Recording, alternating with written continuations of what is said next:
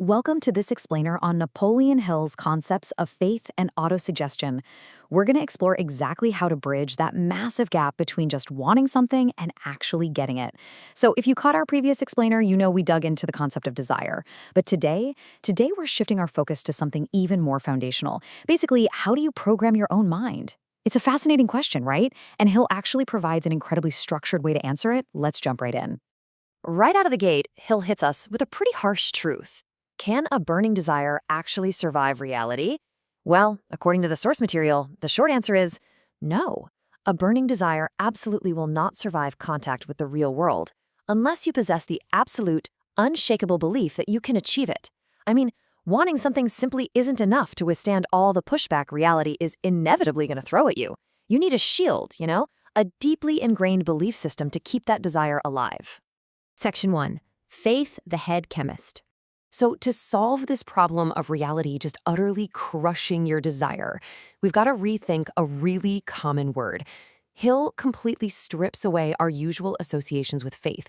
He isn't talking about religion here at all, actually. Instead, he defines faith purely as a manufactured state of mind. Think of your mind like a bubbling chemistry set. When you deliberately manufacture the state of faith, it acts as a catalyst. It mixes with your purpose to give your ordinary, everyday thoughts an extraordinary, almost chemical power. It literally transforms a fleeting thought into a driving force. Which brings us to his absolute most famous rule: whatever the mind can conceive and believe, it can achieve. Now, the crucial point here, the real secret sauce, is that word belief. The distinction Hill makes is massive. You don't just achieve whatever you casually wish for. No way. You achieve what you actually fully believe is possible for you. The conception? That's just the starting line. But genuine belief? That's the engine that actually gets you to the finish line. Section 2. The mind as a field.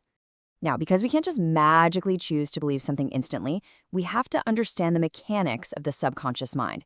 We need to see how beliefs are actually formed. You can't just snap your fingers and say, okay, I believe this now, and expect it to stick, right?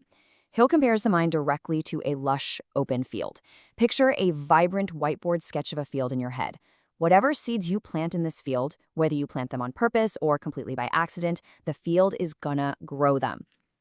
So if you deliberately plant intentional crops, seeds of desire, faith, and purpose, your mind will obediently grow those exact crops.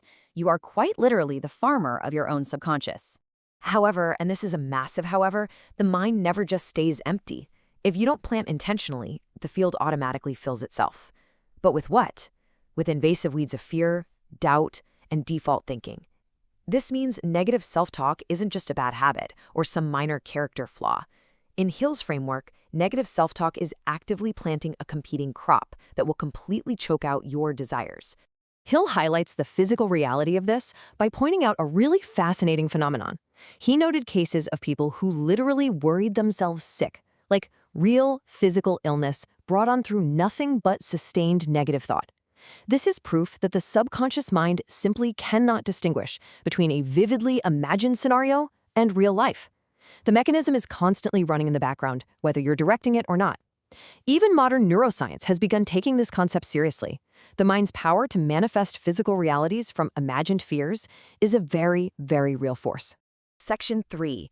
The 4-step autosuggestion method. Okay, so if negative thoughts can create real physical symptoms, it stands to reason we can hijack this exact same mechanism for our benefit, right? We do this using what Hill calls autosuggestion. Autosuggestion is basically the deliberate practice of repeatedly feeding instructions to your subconscious until it accepts them as absolute truth. And he gives us 4 concrete, actionable steps to do this. Step 1, you go to a quiet spot, close your eyes, and read your written desire statement out loud. But as you speak, you absolutely must visualize yourself already having achieved the goal. Step 2, repeat this morning and night every single day. Step 3, place a written copy of your goal on a mirror, somewhere you simply cannot avoid your own reflection. And finally, step 4, back that repetition with real emotion. Let's break a couple of these down a bit further because it's super important to understand why they work. When you're executing that twice daily repetition in step 2, Hill is absolutely emphatic about one specific rule. Consistency matters way more than intensity. Doing this vivid, emotional visualization consistently, every single morning and every single night without exception, is vastly superior to having some sporadic 3-hour burst of motivation once a month. The subconscious learns through relentless, steady repetition. And regarding step 4, honestly, this might be the most critical point of all. You must slow down and inject true feeling into the process. Repetition without emotional conviction is just noise.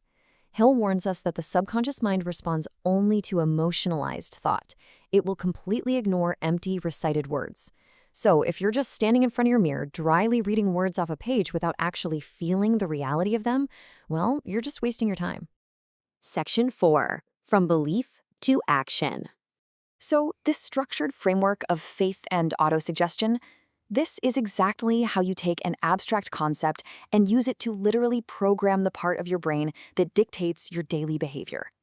It moves us directly from a state of passive belief right into a state of primed action. To quickly summarize the relationship we've explored today, on one side we have desire. Desire is absolutely essential because it gives you a clear target to aim for. But on the flip side, we have faith and autosuggestion. These are the actual tools you use to convince your subconscious mind that the target is real. And they do this long before the outside world gives you any tangible proof. They align your internal programming with your external target. So, once the subconscious is fully convinced, what happens next? Well, next time in this Explainer series, we are going to move from belief to action. We'll see how a struggling pharmacist used these exact principles, combined with specialized knowledge and imagination, to turn a simple headache remedy into Coca-Cola, using nothing but an idea and the nerve to act on it. But until we dive into that incredible story, I want to leave you with one final thought. What seeds are you deliberately planting in your own mental field today? Thanks for joining me on this Explainer, and I'll catch you next time.